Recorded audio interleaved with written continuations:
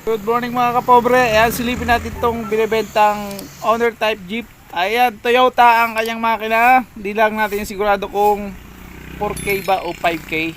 Ayan, silipin nyo. Ayan sa video natin.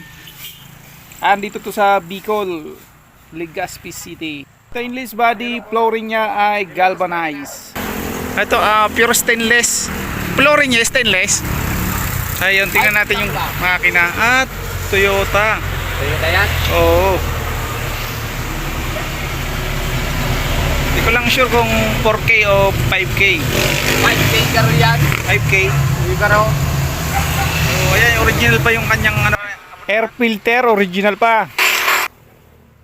Ganito yon, hindi natin mapaandar kasi wala yung susi, hindi hawak ni Manoy. Nandun sa kwan? Oo, nasa busing niya daw.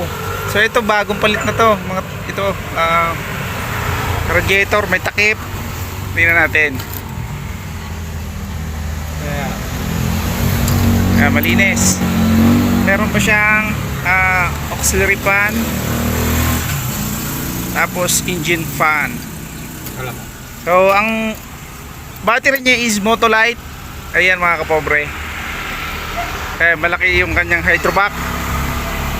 So lilinisin lang to, pero running condition to. Kasi ngayon ko lang nakita to. Nung dumadaan ako dito wala pa to. Okay na po Manoy. Kaya kompleto sa ilaw. Gumagana yan kabos Manoy. Gana yan mga ilaw. Ang sarap dahil lagayin niya. Ayan lang papalitan. May nagputol lalo. So ayan yung bumper niya. Registrado to Manoy. Hindi mo sure. So ayan, tawagan nyo lang yung telephone number 0910-960-2663. Ayan, pure stainless. Yung gulong niya, ayan oh, lalim pa yung gulong. Tapos naka 4 stud. So ayan ang ating pangilalim. Ayan, silipin nyo na lang. Okay, naka double bar siya. Yung gulong, ayan. Okay pa yung mga gulong, ayan oh. Oh. Lalalim pa ng mga gulong.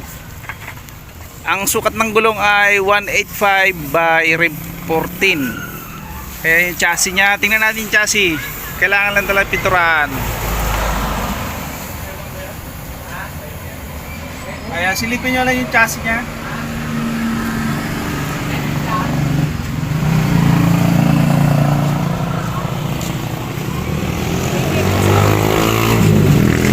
So yung tambucho ay bakal na tubo.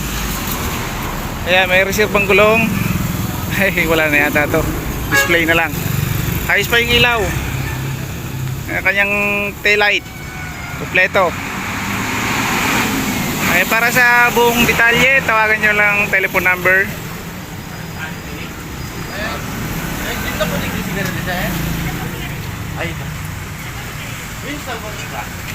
Ayan, ang lugar ay Legazpi City, Barangay Taisan, dito sa Albay. Kaya po, hindi lang natin kasi mapaandar mga kapobre. Kaya sige, 90,000 to Manoy. Ayan, ang kanyang negotiable price ay 90,000 pesos. Kailangan lang linisin yung mga pangilalim, pipinturahan lang ng panibago.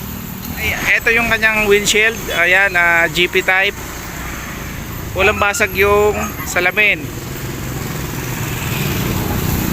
So pito ay stainless. Tingnan natin sa loob. Ayan ang kanyang dashboard.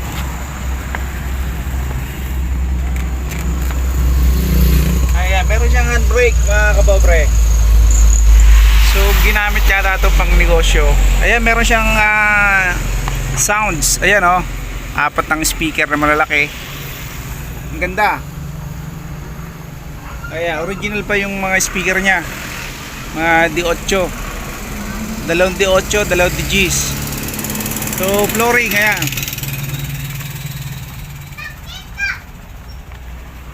So i-repair lang yung mga upuan. Ang kasyang tao sa loob ay 4 sa likod, 2 sa dito sa harapan. Ayan ang kanyang side mirror. So trapal lang ang kanyang top load. Ito stainless. Ayan, yung body niya ay stainless. Maganda yung gulong. Ayan. Okay.